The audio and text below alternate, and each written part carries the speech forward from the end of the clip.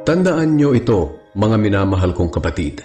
Dapat maging handa kayo sa pakikinig, dahan-dahan sa pananalita, at huwag agad magagalit. Sapagkat ang galit ay hindi nakakatulong sa tao para maging matuwid sa paningin ng Diyos. Kaya talikuran nyo na ang lahat ng kasamaan at maruruming gawain at tanggapin ng may pagpapakumbaba ang salita ng Diyos na itinanim sa inyong puso na siyang makapagliligtas sa inyo. Huwag lang kayong maging tagapakinig ng salita ng Diyos, kundi sundin nyo ang sinasabi nito.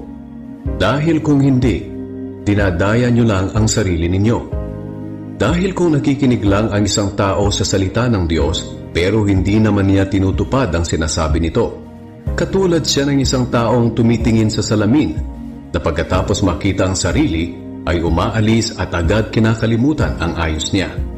Ngunit ang taong nagsasaliksik at tumutupad sa kautosang ganap na